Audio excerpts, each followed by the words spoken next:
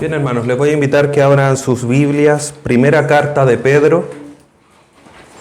Primera carta de Pedro, capítulo 1, versículos 13 al 16. Serán los versículos que estaremos estudiando en esta mañana. Primera carta de Pedro, capítulo 1, versículos 13 al 16. El título de la enseñanza del día de hoy es Salvos para vivir en santidad. Salvos para vivir en santidad. Primera carta de Pedro, capítulo 1, versículos 13 al 16, dice así la palabra de nuestro Dios. Por tanto, ceñid los lomos de vuestro entendimiento, sed sobrios y esperad por completo en la gracia que os traerá cuando Jesucristo sea manifestado. Como hijos obedientes, no os conforméis a los deseos que antes teníais cuando estabais en vuestra ignorancia, sino como aquel que os llamó es santo, sed también vosotros santos en toda vuestra manera de vivir, porque escrito está, sed santos porque yo soy santo. Salvos para vivir en santidad. Hermanos, no sé si ustedes alguna vez han visto, han escuchado alguna foto, algún video, alguna noticia, algún medio de comunicación, que en Estados Unidos, en el Cementerio Nacional de Arlington, en Washington, hay un monumento que se conoce como la tumba del soldado desconocido. Es muy famosa esta tumba, este reconocimiento a aquel soldado, y en ese lugar mantienen un guardia permanente las 24 horas del día. Cada hora, los 365 días del año, se reporta un soldado diferente para permanecer haciendo esa guardia todos los días del año. Y obviamente se presenta este nuevo soldado con la intención de cumplir el deber que tiene que cumplir el soldado al estar presente en aquella tumba, el soldado desconocido. Cuando llega el nuevo guardia, recibe las órdenes del mismo guardia que estaba en el turno anterior. Y las palabras cada vez que un nuevo guardia llega son siempre las mismas. Las órdenes no han cambiado. Llega el guardia nuevo y el que se va le dice, las órdenes no han cambiado. Cuando nosotros miramos las Escrituras, hermanos, vemos desde un inicio, desde Génesis 1 hasta Apocalipsis, que la orden no han cambiado. Sean santos. Dicho de una manera o de otra manera, con las mismas palabras, con palabras distintas, en contextos iguales, contextos distintos, Dios demanda de su pueblo, de sus escogidos, que vivan en pureza y que vivan en santidad. En ese sentido, hoy día podríamos decir que las órdenes de vivir en santidad que Dios nos ha dado no han cambiado. Y este llamado lo vemos, como decía, a lo largo de las Escrituras, no solamente en Génesis y Apocalipsis, sino que lo vemos a lo largo de los distintos libros y cartas de la palabra de Dios. Hay un llamado, hay un mandato a conducirnos de esta manera. No es opcional, no es si yo quiero, no es si yo estoy de buen ánimo, no es si hoy día salió el sol, porque si está nublado no es así, no. El mandato de Dios es claro y preciso para nosotros.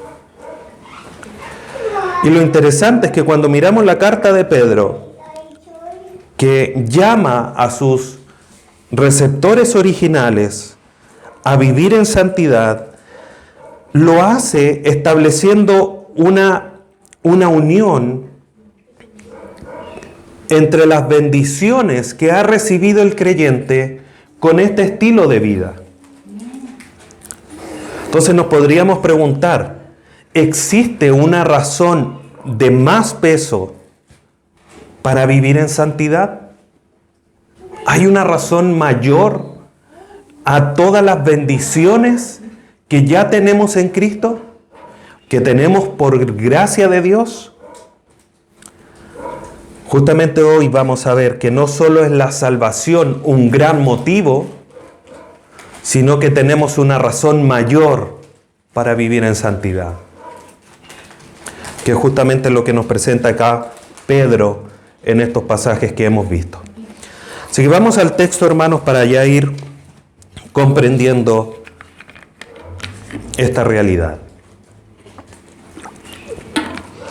Versículo 13, parte diciendo, escribiendo aquí Pedro, dice, por tanto. ¿Por tanto qué, Pedro? Podríamos preguntarle. Por tanto, en función de todo lo que se ha dicho anteriormente. ¿Qué es lo que ha dicho Pedro anteriormente? Una exaltación a Jesús, a Dios, por la esperanza, por ser renacidos, versículo 3 del mismo capítulo 1, porque nos ha dado una herencia incorruptible, incontaminada e inmarcesible, versículo 4, que somos guardados por el poder de Dios mediante la fe, versículo 5, que tenemos el gozo y la alegría a pesar de que estamos en diversas pruebas, porque eso trabaja en nuestra fe, la purifica, la fortalece, versículos 6 y 7, que nos vamos a alegrar cuando veamos a nuestro Señor Jesús, versículo 8, que vamos a obtener el fin de nuestra salvación, el fin de la fe, que es nuestra salvación, versículo 9, que los profetas en la antigüedad anunciaron la gracia y que ellos no pudieron entenderla, cómo es que el Cristo iba a sufrir, pero que hoy día esa realidad no es anunciada a nosotros, versículo de 10 al 12, toda esa realidad, todo eso que ya hemos estudiado, Pedro lo toma y le dice, por tanto, en función de todo esto que ustedes han entendido, es que tienen que hacer lo que sigue. Las bendiciones de la salvación, hermanos, son hermosas y nos deben animar a vivir de una manera adecuada, a vivir de una manera que honre a Dios, que sea conforme a su voluntad, que sea conforme a su santidad. Entonces, cuando somos hechos salvos, somos hechos nuevas criaturas, eso lleva aparejado, hermanos, demandas y responsabilidades para nosotros como hijos de Dios. Esas demandas van en dirección en algo tan lógico como es que si somos hechos nuevas criaturas, ¿cómo es que vamos a continuar viviendo de una manera antigua? ¿Cómo si somos hechos nuevos vamos a seguir conduciéndonos como si nada hubiese pasado? Como hay un pasaje, si tomamos a un cerdo, a un chanchito, lo lavamos, lo perfumamos, le ponemos una corbatita y lo soltamos al lado de un charco de barro, ¿qué va a hacer el chanchito? Va a volver a ensuciarse, por más perfumado, por más limadas sus pezuñas que tenga, porque no ha cambiado su naturaleza, fue solamente un maquillaje. Pero la realidad de que nosotros somos renacidos para una esperanza viva, como dice el versículo 3, somos hechos nuevas criaturas, nuestra naturaleza cambia. No es solamente un maquillaje el que recibimos, sino que somos hechos nuevas criaturas. Por lo tanto, debemos conducirnos de una manera diferente. Y es por eso que la salvación, hermanos, tiene que ser manifestada como una realidad en nosotros. Dicho de otra manera, la salvación tiene consecuencias en nuestra vida. Porque si ayer, para poner un ejemplo, si ayer no éramos salvos y hoy día sí, no podemos continuar viviendo como si no hubiésemos sido hechos salvos, como si no fuésemos regenerados. Por eso Pedro le dice, por tanto, o sea, en función de todas estas bendiciones que ustedes tienen, miren lo primero que les pide Pedro, la primera indicación que reciben. Por tanto, ceñid los lomos de vuestro entendimiento. Lo primero que el creyente tiene que hacer es entender, es comprender la realidad de la fe que ha recibido. Y eso, hermanos, lo vemos a lo largo de las Escrituras. Aquí Pedro no está inventando algo nuevo. Cuando miramos, por ejemplo, la carta a los Efesios, ¿qué es lo que hace Pablo? Pablo toma 3 capítulos, la mitad de la carta, para enseñarles cuál es su identidad en Cristo, para del capítulo 4 en adelante decirles, como ustedes tienen una nueva identidad, tienen que comportarse de esta manera. Romanos, los primeros 11 capítulos, Pablo explicando cuál es el Evangelio, la razón de Israel, del Evangelio, de la justificación, una explicación precisa y concreta del Evangelio, para ver del versículo 12 en adelante decirles, ahora pues presenten, vivan de una manera correcta. Y en el capítulo 13 le dice, estos son sus deberes como cristianos. Lo primero que el creyente debe hacer es entender su fe, comprender, ceñir, como dice acá Pedro, los lomos de vuestro entendimiento. La palabra ceñir en el griego quiere decir prepararse para la acción. El creyente necesita estar preparado en su mente, en su conocimiento, para las demandas de la salvación. La salvación, hermanos, no es una lista de supermercado donde esto lo tengo que hacer, esto no, esto sí, esto no, esto tal vez. La vida cristiana no es una lista. La vida cristiana se vive en función de una comprensión en nuestra mente de la salvación de Dios en nosotros.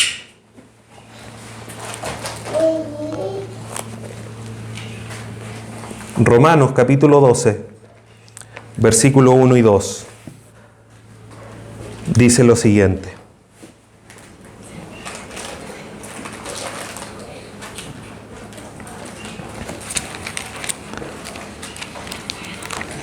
Romanos capítulo 12, versículo 1 y 2. Así que el mismo razonamiento, Pablo ya explicó absolutamente todo respecto del Evangelio. Así que, hermanos, os ruego por las misericordias de Dios, que presentéis vuestros cuerpos en sacrificio vivo, santo, agradable a Dios, que es vuestro culto racional, vuestro culto con entendimiento. Versículo 2.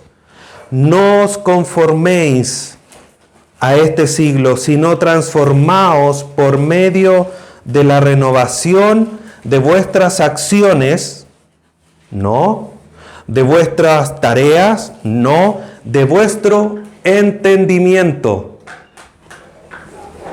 para que os comprobéis cuál sea la buena voluntad de Dios, agradable y perfecta.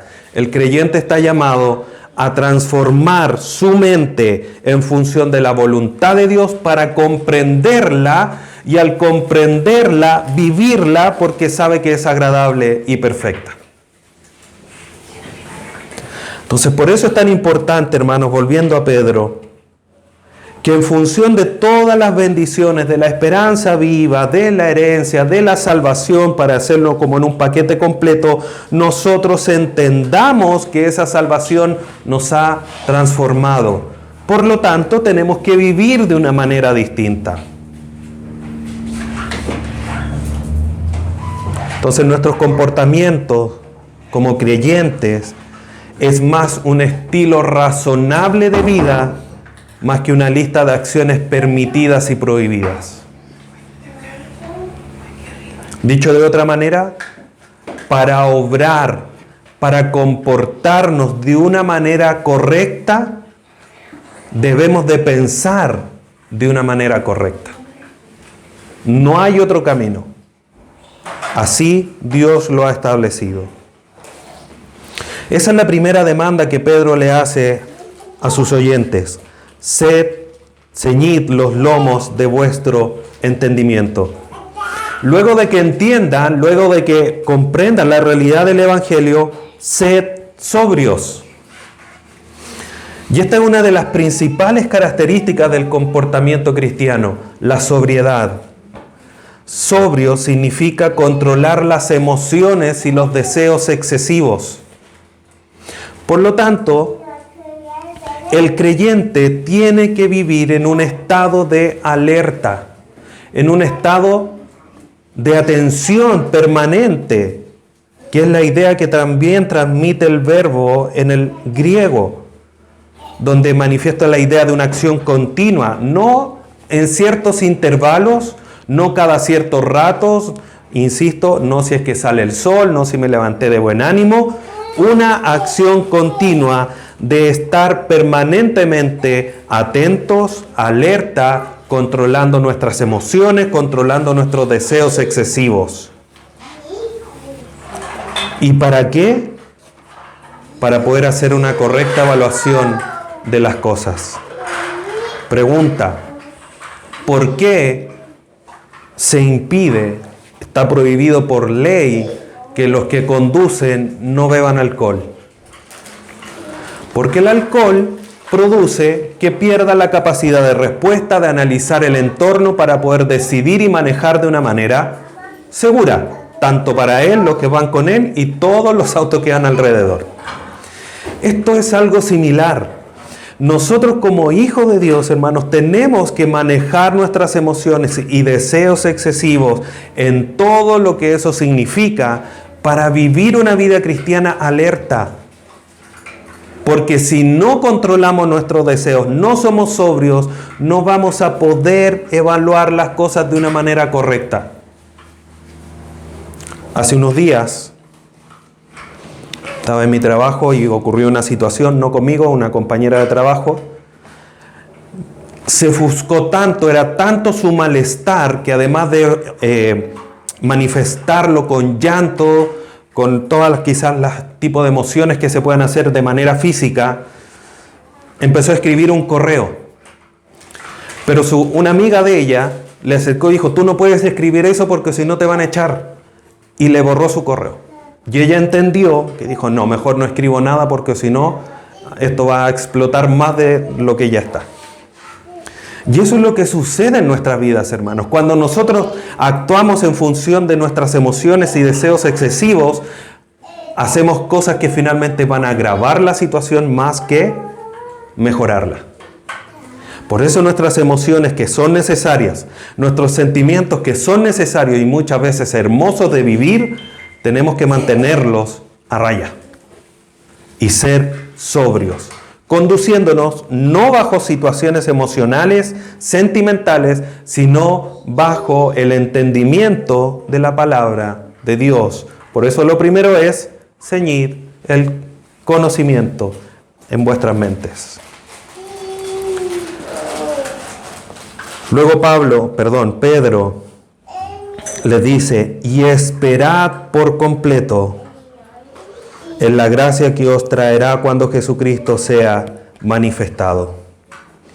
Y esta es otra actitud que Pedro demanda de los creyentes, que es esperar por completo en la gracia de Dios. Nosotros como hijos de Dios, hermanos, debemos de vivir bajo la espera de nuestro Salvador Jesús. Primera carta a los Corintios, capítulo 1, versículo 7. Dice: de tal manera que nada os falta en ningún don, esperando la manifestación de nuestro Señor Jesucristo. Así es como nosotros debemos de vivir, en la expectación santa de que nuestro Salvador Jesucristo pronto va a regresar. Pronto va a aparecer ahí a la vuelta de la esquina. Y debemos de vivir esperando esa manifestación. La gracia que nos salvó, que nos puso en el lugar seguro, como cantábamos, nos puso en la roca de la salvación, en ese castillo fuerte, como dice otro himno. Esa gracia que nos salva también nos capacita y nos transforma. Filipenses 3:21 dice: el cual transformará el cuerpo de la humillación nuestra para que sea semejante al cuerpo de la gloria suya, por el poder por el cual puede también sujetar a sí mismo todas las cosas. Señor, la gracia que Dios nos ha dado, queridos hermanos, nos transforma, nos capacita. Como veíamos en los versículos anteriores, trabaja en nuestra fe para que sea fortalecida y ahora en gloria, honra para cuando Cristo venga. La gracia nos capacita para poder tener la fuerza, porque si por nosotros tuviésemos por nuestras fuerzas que hacer lo que Dios demanda de nosotros, no lo podríamos hacer. ¿Por qué hoy día nosotros podemos amar a nuestros enemigos? No estoy diciendo que sea fácil. ¿Por qué podemos hacerlo? Porque Dios nos amó primero. Y teniendo la vida de Cristo en nosotros, podemos amar a nuestros enemigos. La carne se levanta y lo hace difícil, pero podemos hacerlo. De una manera genuina, de una manera tan desinteresada como el mismo Señor Jesús lo hizo, dando su vida en la cruz por los enemigos, los que habían roto la ley. Entonces esa gracia nos transforma, nos capacita para vivir la vida cristiana.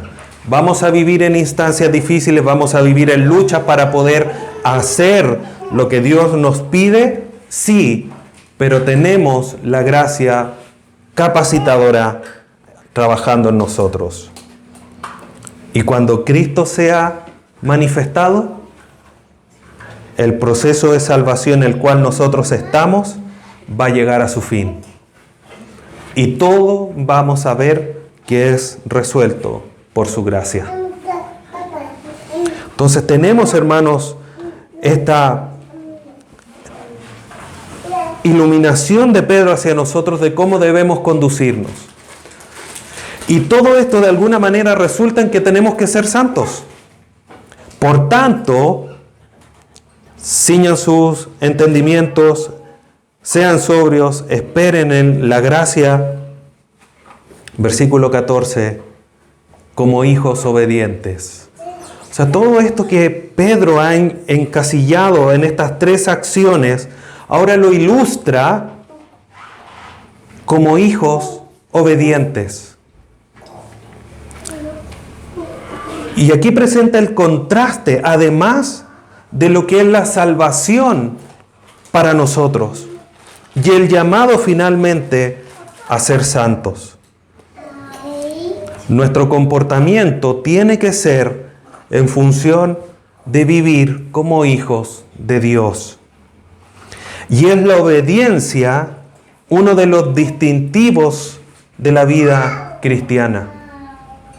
Romanos 16:19 dice: porque vuestra obediencia ha venido a ser notoria a todos, así que me gozo de vosotros, pero quiero que seáis sabios para el bien e ingenuos para el mal.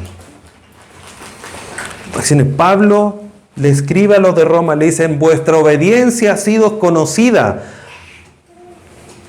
Así también en nosotros, hermanos, la vida, nuestra vida, tiene que tener un distintivo. Y uno de los tantos que debemos de tener, como es la santidad, también tiene que estar marcada por la obediencia. Y es más, la obediencia es el primer paso para nuestra vida cristiana. O la vida cristiana comienza con un acto de obediencia. Hechos 17:30 dice: pero Dios, habiendo pasado por alto los tiempos de esta ignorancia, ahora manda a todos los hombres en todo lugar que se arrepientan. Para poder entrar a la vida cristiana, para entrar al Evangelio, lo primero que tenemos que hacer es arrepentirnos, que es un mandato de Dios. Manda a todos los hombres que se arrepientan. Cuando nosotros arrepentimos, estamos obedeciendo el mandato de Dios y entrando a la vida cristiana. De ahí en adelante, cada paso que damos en nuestra vida como hijos de Dios es un paso de obediencia. O debe ser un paso de obediencia. Porque ese debe ser el distintivo. Como muy bien también lo decía Pedro, capítulo 1, versículo 2. Elegidos según la presencia de Dios Padre en santificación del Espíritu para obedecer. Por lo tanto, la obediencia, hermanos, es algo que tiene que ser característico de nosotros. Versículo 14. No, como hijos obedientes, no os conforméis a los deseos que antes teníais en vuestra ignorancia. Y aquí establece este contraste. Como hijos obedientes, no se conformen, que es la misma palabra que ocupa Pablo ahí en Romanos 12. No se conformen, dice Pablo, a este mundo. No tomen la forma de este mundo. Cuando se hace jalea, gelatina, y se echa en un molde, toma la forma del molde, no queda de otra forma, ¿no es cierto? Así nosotros, hermanos, no tenemos que amoldarnos a este mundo, sino que tenemos que amoldarnos a Dios. Dicho con distintas palabras, Pablo y Pedro entran en esta misma dirección. No os conforméis a los deseos que antes teníais estando en vuestra ignorancia. Si vamos a Efesios capítulo 2,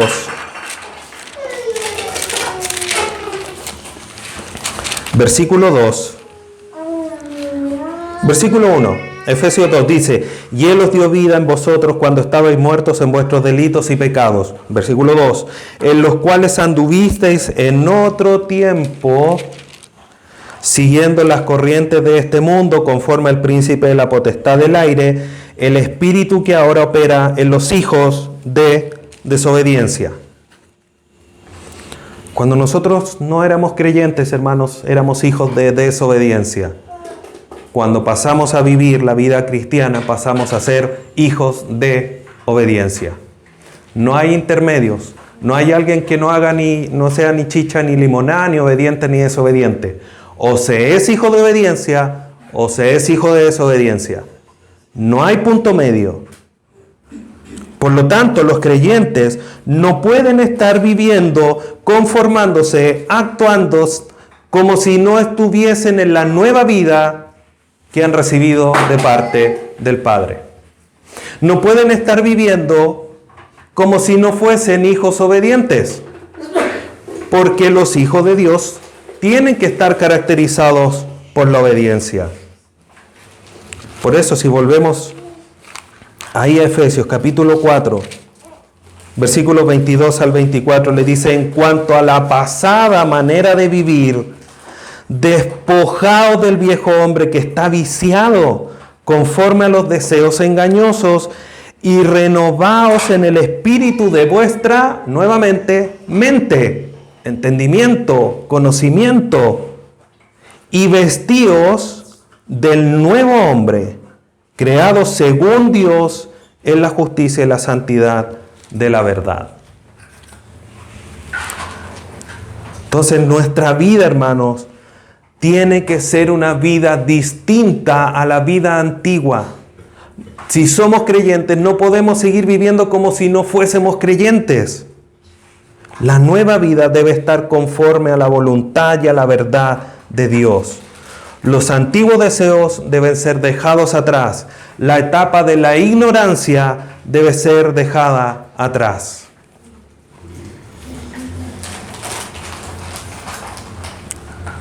No os conforméis a los deseos que antes teníais, estando en vuestra ignorancia.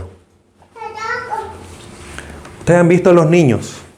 Los niños, uno les dice, no toques la estufa, no toques la cocina porque está caliente. ¿Qué hacen los niños? La tocan. ¿Por qué? Porque experimentan. Pero el niño que ahora que después que tocó la estufa, tocó la cocina y sabe que quema, que produce dolor, no la vuelve a tocar? Sería muy ilógico que la volviese a tocar, porque ya pasó el tiempo de la ignorancia. Dios, hermanos, nos está enseñando que ahora nosotros no somos ignorantes porque conocemos la verdad. Y así de ilógico sería que nosotros, conociendo la verdad, siguiéramos viviendo como si estuviéramos en ignorancia.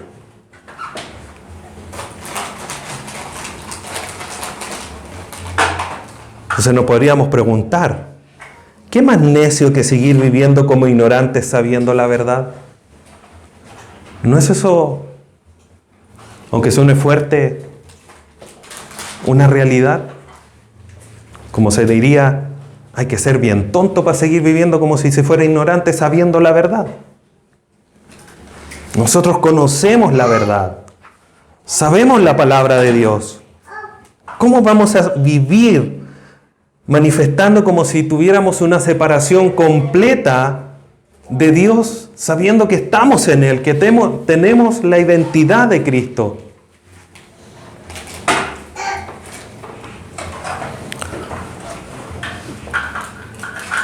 Tenemos que vivir, hermanos, de una manera distinta a la que vivíamos anteriormente. Esto, sin lugar a duda, va a producir persecución.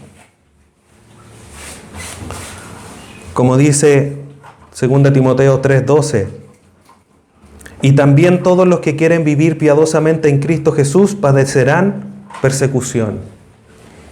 Los hermanos a los que les estaba escribiendo Pedro, ahí en el Ponto, Galacia, Capadocia, Asia y Bitinia, lo tenían súper claro, porque estaban siendo dispersados, como dice el versículo 1, a todos los hermanos que están expatriados, los de la dispersión, en todos estos lugares.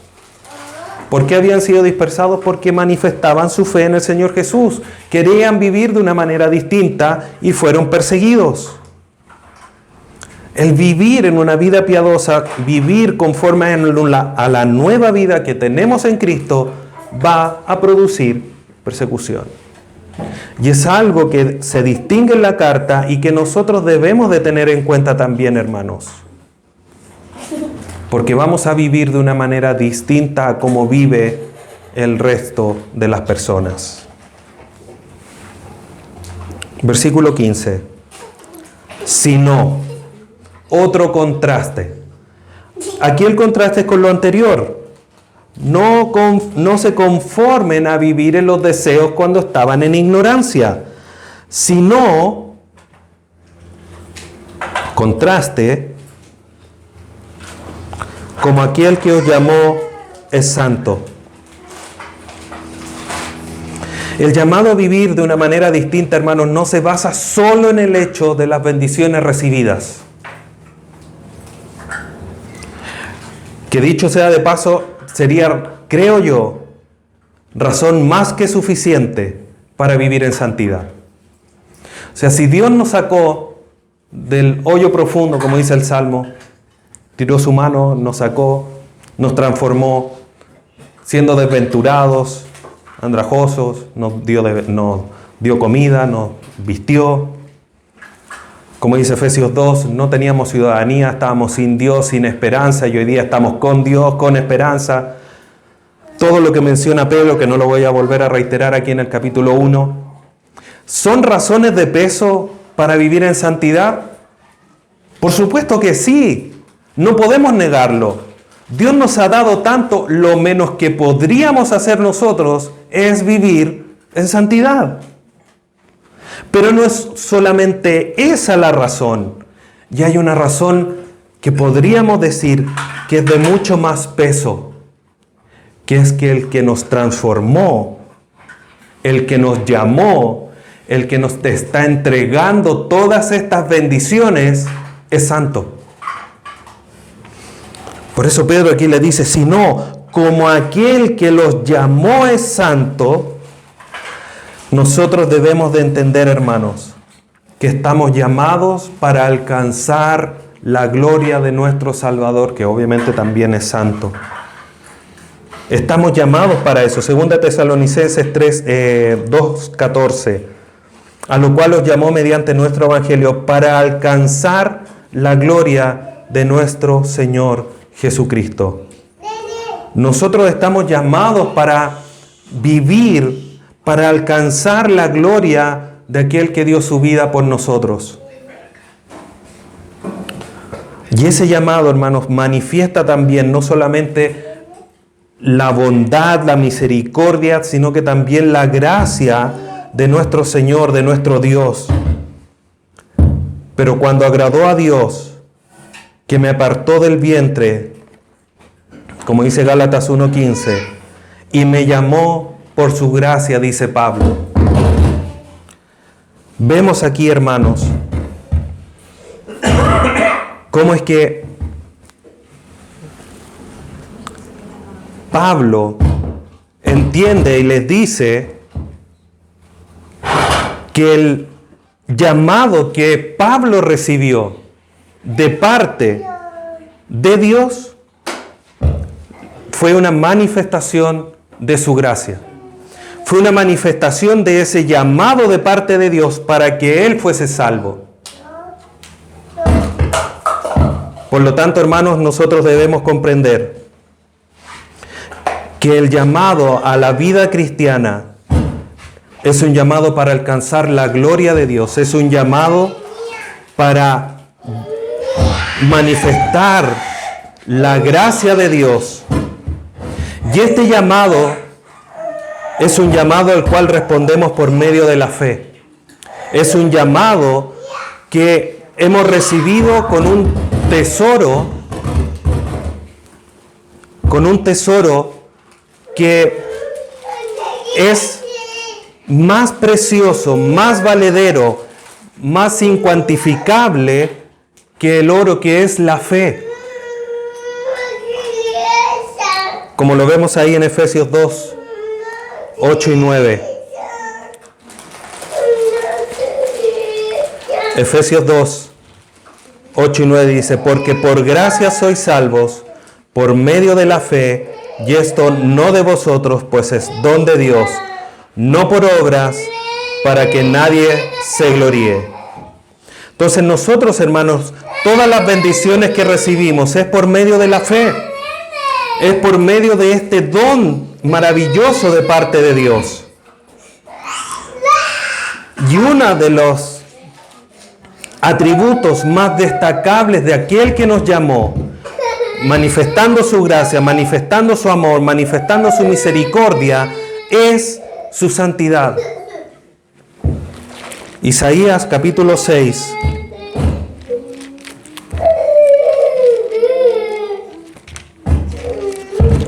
Isaías 6:3 dice, y el uno al otro daba voces diciendo, Santo, Santo, Santo, Jehová de los ejércitos, toda la tierra está llena de su gloria. Y tal como cantábamos al inicio, hermanos, Santo, Santo, Santo, una manifestación de esa santísima naturaleza de parte de Dios, alejado del pecado, y que manifiesta esa separación de todo lo corrompible de nuestra naturaleza. Pero Él nos llamó, nos salvó por medio de la fe, manifestando su gracia, para que nosotros fuésemos hechos tal cual es Él. Romanos 8, predestinados, justificados, para que fuésemos hechos semejantes a su Hijo Jesucristo, para que Él fuese hecho el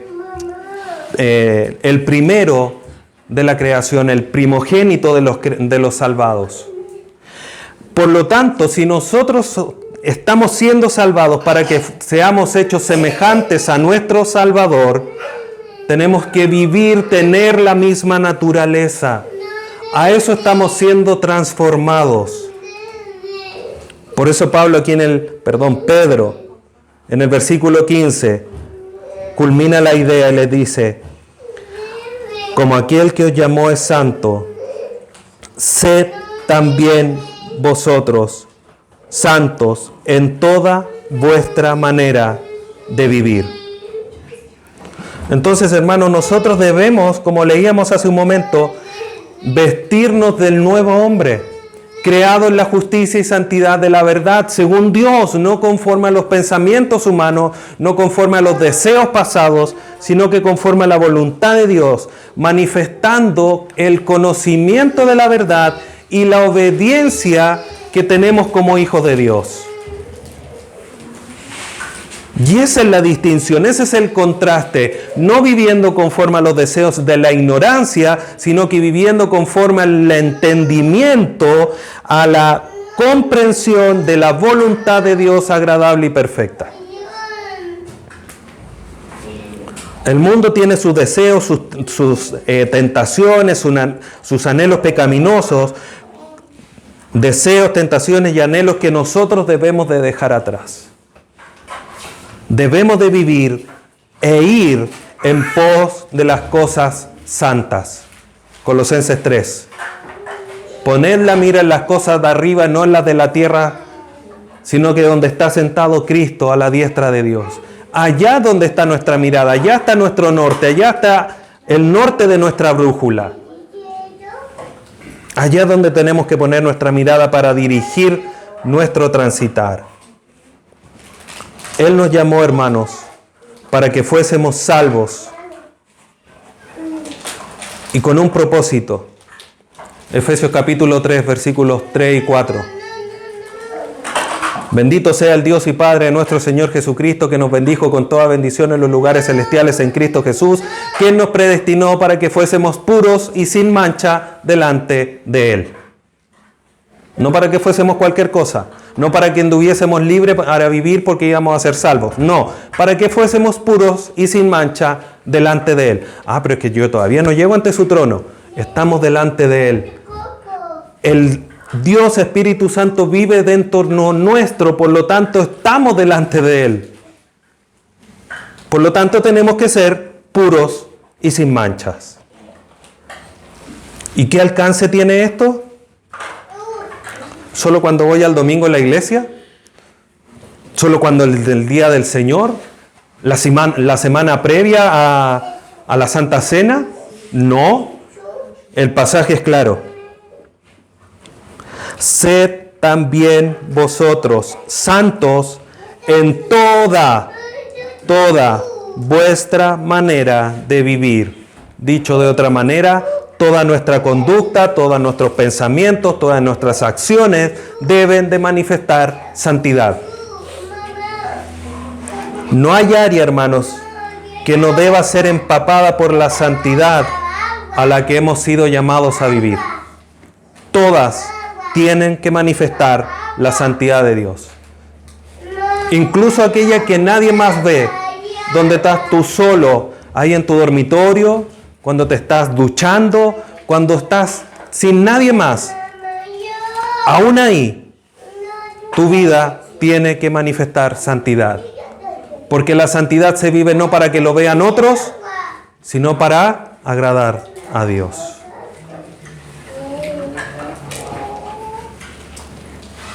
Por lo tanto, la santidad, hermanos, es un llamado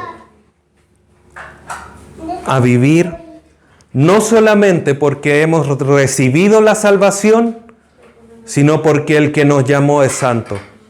Y esa es una razón más de peso, más importante. Tenemos que vivir conforme a lo que Dios es. Pero además, versículo 16, hay un mandato. Porque como decía al inicio, la orden no ha cambiado. Pedro dice, porque escrito está. Este mandato no es que a Pedro se le ocurrió, no es un mandato antojadizo, está basado en las Escrituras. Es una exigencia del reino de Dios. Si vamos a Levíticos 11:44, ya en ese momento, Dios con las mismas palabras le dice, porque yo soy Jehová vuestro Dios, Vosotros, por tanto, os santificaréis y seréis santos, porque yo soy santo. ¿Y acaso hoy día nosotros, hermanos, no somos el pueblo de Dios? Esto que estamos leyendo, que fue escrito para el pueblo de Israel, que iba camino hacia la tierra prometida, lo podríamos leer perfectamente para nosotros. Donde Él nos dice, porque yo soy Jehová vuestro Dios. Vosotros por tanto os santificaréis y seréis santos, porque yo soy santo. La orden no ha cambiado. Somos llamados a vivir en santidad. Y esto establece que el mandato, hermanos, sale de Dios mismo. Insisto, no es un pensamiento de Pedro, es una manifestación directa de la voluntad y de la verdad de Dios. Y sin lugar también manifiesta la autoridad apostólica de quien está escribiendo. Porque escrito está, sed santos, porque yo soy santo. La santidad, hermano, no es una opción de vida, es la esencia misma de la vida del creyente. El que no tenga esta esencia de vida no ha sido regenerado. Primera carta de Juan 3, 6 dice, todo aquel que permanece en él no peca. Todo aquel que peca no le ha visto ni le ha conocido. Hermanos, esto no quiere decir que tengamos que vivir en impecabilidad de una manera perfecta, porque de que vamos a pecar, vamos a pecar. Pero otro de los distintivos del creyente es que el creyente vive luchando contra el pecado, vive en un camino de santidad progresiva. Y ese es un distintivo. Por lo tanto, si no manifestamos una vida de querer vivir en mayor santidad día tras día, es que no hemos sido regenerados. No lo digo yo, lo acaba de decir la palabra de Dios. Entonces, vivir de una manera santa es lo que nos identifica como hijos de Dios, uno de los tantos distintivos. Entonces, como dice Romanos 8:29, porque a los que antes conoció también los predestinó a ser hechos conforme a la imagen de su Hijo, para que Él sea el primogénito de entre muchos hermanos. Pregunta, ¿Cristo cuando estuvo aquí en la tierra, pecó? Respuesta, no pecó. Por lo tanto, si el propósito de Dios es que nosotros seamos hechos semejantes a su Hijo, ¿qué tenemos que hacer? No pecar. Vivir en santidad. Porque para esto hemos sido hechos salvos. Para vivir en santidad. Por lo tanto, hermanos, para ir concluyendo, tenemos que considerar mucho más respecto de nuestra santidad.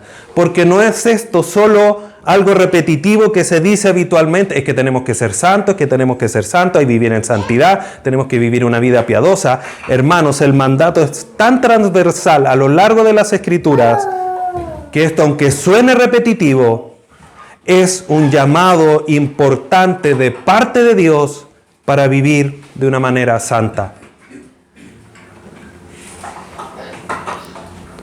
Entonces, ¿te aburres cuando se habla de santidad? ¿Te has preguntado, ay, pero ¿por qué tanta santidad? ¿Por qué tanto lo repiten? Siempre santidad, todo santidad. ¿Entendemos, hermanos, que como nuevas criaturas que somos, debemos de manifestar esa nueva naturaleza? Entonces, hermanos, debemos asumir de una manera seria que Dios quiere que vivamos de una manera santa y que Dios quiere hacernos el bien. Vivir de una manera santa nos va a traer problemas con el mundo. Pero como leíamos en el devocional de la mañana, en la meditación, ¿el favor de quién vamos a buscar? ¿El favor de los hombres o el favor de Dios? Si busco el favor de los hombres, no soy siervo de Dios. No soy hijo de Dios. Tenemos que vivir de una manera santa. Debemos de buscar vivir de una manera santa, porque el que nos llamó es santo, porque Él demanda su santidad en nosotros y porque nos ha bendecido tanto que lo mínimo que podemos hacer es vivir en santidad. Que el Señor nos ayude, hermanos, y vivamos de esta manera. Vivamos conforme a la santidad de nuestro Dios. Inclinemos nuestro rostro y lloremos. Padre Santo, te damos gracias en esta hora por tu amor, tu misericordia, por tu provisión. Y te rogamos, Padre bendito, que tú nos ayudes para poder vivir conforme a la santidad que demandas de nosotros. Guárdanos, protégenos, Señor, porque la lucha en contra de nuestra carne, de las tentaciones de este mundo, cada vez es más descarnada, más potente. Pero entendemos también que el que está en nosotros es más poderoso. Que el mundo nada nos puede hacer porque tú ya lo venciste. Ayúdanos a vivir en esa dirección, a vivir en santidad, a vivir buscando ser como tú eres. Santo, santo, santo. Te damos gracias en esta mañana por tu palabra y te glorificamos a través de tu Hijo Jesús, nuestro Salvador. Amén.